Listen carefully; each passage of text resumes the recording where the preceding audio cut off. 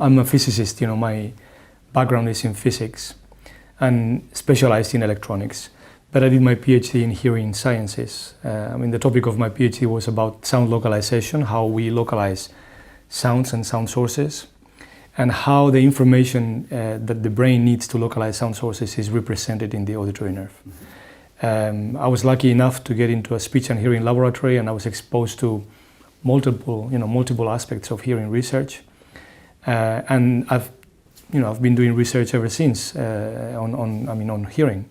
So my interest is how we perceive sounds and how hearing impaired people perceive sounds, because hearing impairment can change our perception of the world. And we're also very interested in trying to improve the perception of hearing for those who need hearing aids and cochlear implants.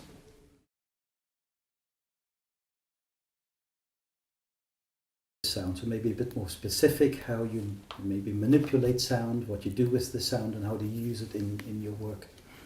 Yes, we do a number of things with sounds, but for example, a very basic experiment that we do in the lab is we ask people, can you tell the difference between these two pure tones? Pure tone is the simplest possible type of sound. So pure tones with different frequencies, one with high pitch, one with low pitch.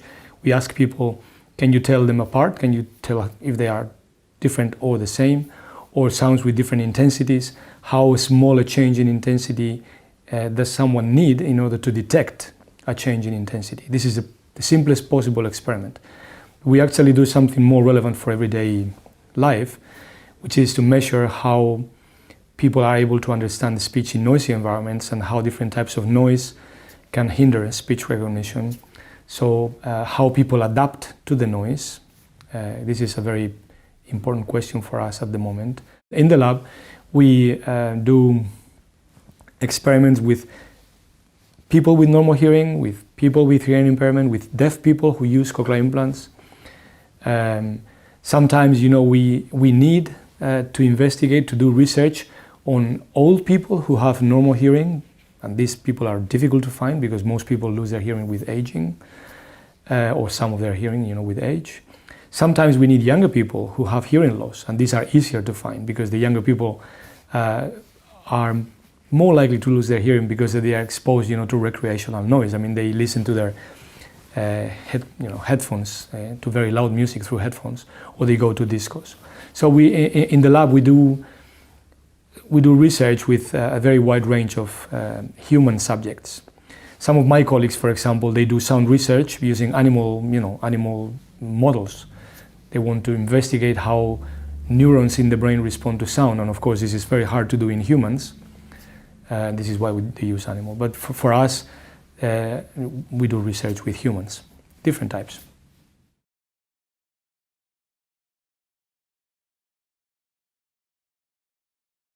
Well, I think there's more than one, to be honest. There's more than one topic. One very important topic for me would be try to improve treatment for those who have hearing loss or deafness.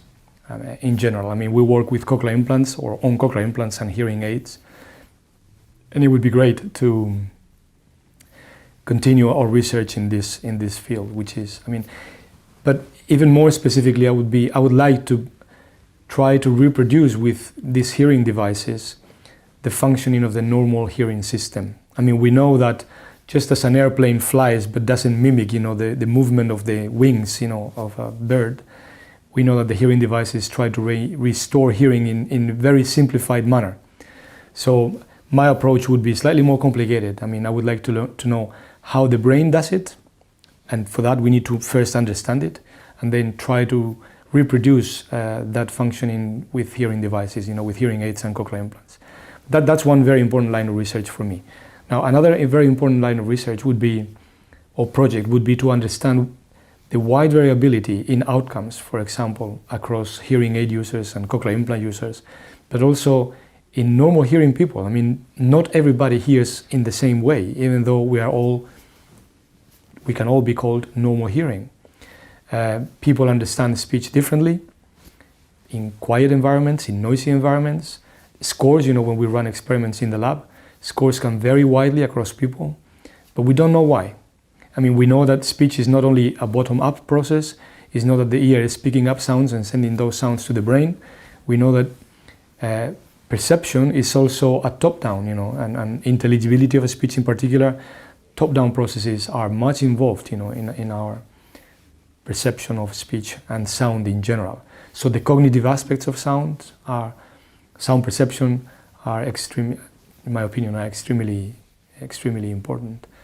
And also that applies to cochlear implant users in particular and hearing aid users.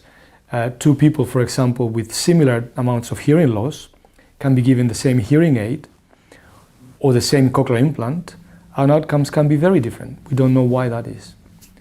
It would be great to have the opportunity to do research, on these topics, because the more we know, the more we can improve. So those would be the main topics for me.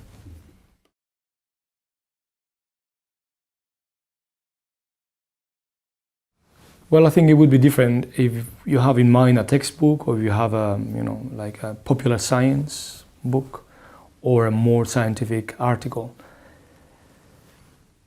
I have two books in mind that I used a lot, in my lab, and I used a lot even when I started, but those books are still relevant nowadays. One is an introduction to the psychology of hearing, and the other one is an introduction to the physiology of hearing.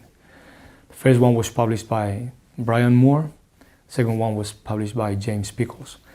If anyone reads those two books, they would get a perfect understanding, or very good understanding, of the work we do, the work that I do, and how our auditory system functions and the physiological basis for auditory perception. So those would be my two, favorite books from an academic point of view. Okay.